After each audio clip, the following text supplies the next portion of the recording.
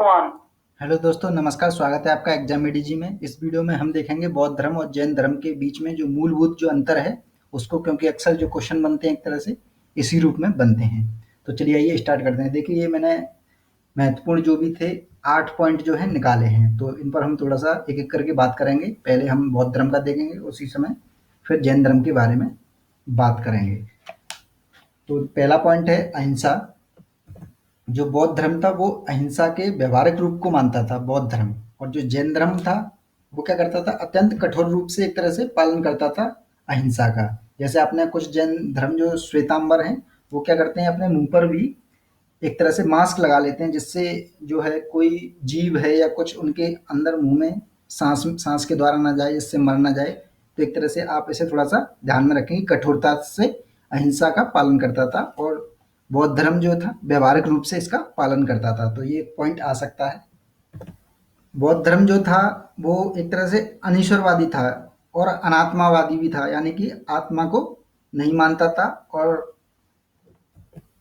ना ही ईश्वर। लेकिन इसका महत्वपूर्ण जो पॉइंट है बौद्ध धर्म के बारे में, तो वो आपको पिन पॉइंट आपको दिमाग में रखना पड़ेगा कि बुद्ध जो थे वो आत्मा व ईश्वर के विषय में मौन है, यानी उन्होंने कुछ नहीं कहा है। इस वजह से उनको क्या मान लिया गया है, अनीश्वरवादी यानी कि नास्तिक मान लिया गया है। लेकिन उन्होंने आत्मा व ईश्वर के विषय में कोई भी बात नहीं करी है। तो ये पॉइंट आप ध्यान में रखें। और जैन धर्म था, और जैन धर्म ने जो ईश्वर के अस्तित्व को क्या किया है, स्वीकार किया है, लेकिन सृष्टिकर्ता के रूप में नहीं किया है स्वीकार। आत्मा में भी ये क्या करते थे, विश्वास करते थे। तो ये पॉइंट जैन धर्म के बारे में आपको ध्यान में रखना है। बौद्ध धर्म निर्वाण प्राप्ति के बारे में मध्यम मार्ग का चुनाव की बात करता है, यानी मध्यम मार्ग पर जो चलेगा वो निर्वाण की प्राप्ति उसे प्राप्त हो जाएगी। लेकिन उधर दूसरी तरफ जैन धर्म क्या बात करता है, जैन धर्म केवल प्राप्ति के लिए कठोर तप की राह पर चलता है, यानी कठोर तप साधना के द्वारा जो है कैवल्य प्राप्त किया जा सकता है। कैवल्य एक तरह से निर्वाण का ही रूप होता है, मुक्ति का ही रूप होता है। जो वैदिक धर्म में मुक्ति की जो बात की है वही निर्वाण है और वही कैवल्य है।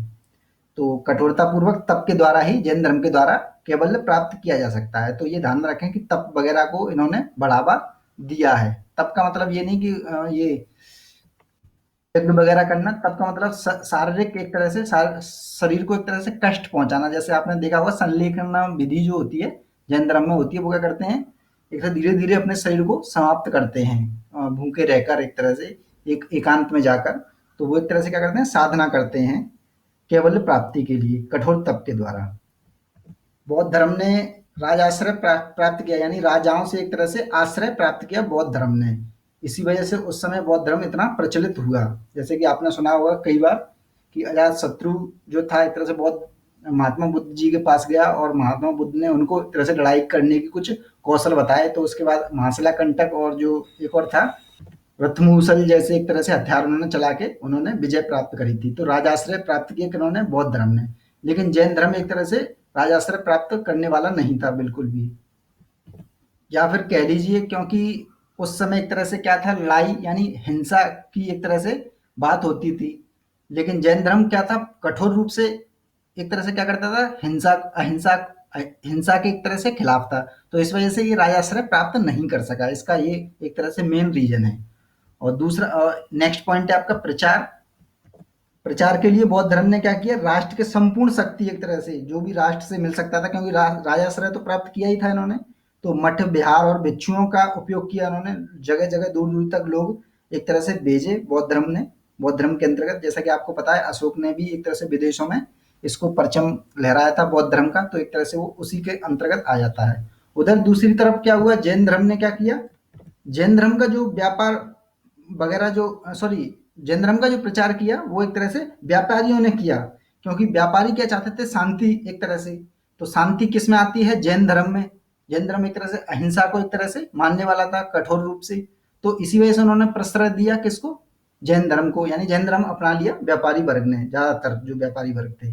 तो इसीलिए उन्होंने ही इसका एक तरह से प्रचार प्रसार किया, जो कि आज तक ऐसा ही है। ज्यादातर व्यापारी वर्ग जो है जैनी, जिन्हें हम बोलते हैं जैन धर्म से, कुछ लोग सुन भी रहे होंगे। तो यही कारण है एक तरह से। बौद्ध धर्म के जो ग्रंथ अधिकतर लिखे गए हैं वो एक तरह से पाली भाषा के अंतर्गत लिखे गए हैं, जो कि उस समय की एक तरह से बोलचाल की एक तरह से भाषा थी। और उधर दूसरी तरफ जो है जैन धर्म के जो ग्रंथ लिखे गए हैं वो एक तरह से प्राकृत और संस्कृत भाषा में लिखे गए हैं। तो ये पॉइंट आपको ये ध्यान में रखना है। इन बौद्ध धर्म ने जो है अष्टांगिक मार्ग की बात करी है, अष्टांगिक मार्ग की, तो ये थोड़ा सा पॉइंट ध्यान में रखें।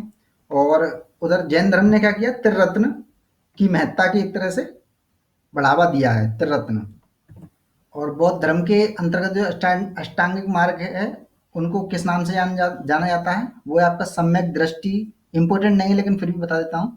सम्यक दृष्टि, सम्यक वाचन, सम्यक जीविका, सम्यक स्मृति, सम्यक संकल्प, सम्यक कर्म और सम्यक प्रयास और सम्यक समाधि। तो ये 8 मार्ग हैं, अष्टांगिक मार्ग जिन्हें बोला जाता है बौद्ध धर्म के।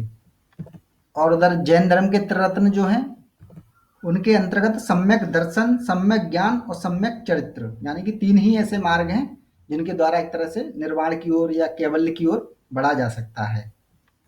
बौद्ध धर्म जो था एक तरह से हिंदुत्व, उस समय की वैदिक जो संस्कृति थी उसके एक तरह से विरुद्ध कह लो या फिर एक तरह से दूर रहता था उनसे, हिंदुत्व से। क्योंकि अभी हिंदुत्व जैसी मामला चल रहा है तो कुछ आ हो सकता है क्वेश्चन फैक्ट के रूप में पूछ लें वो, इस वजह से मैंने ये ले लिया यहाँ पर। यानी हिंदुत्व से दूर था ये बौद्ध धर्म।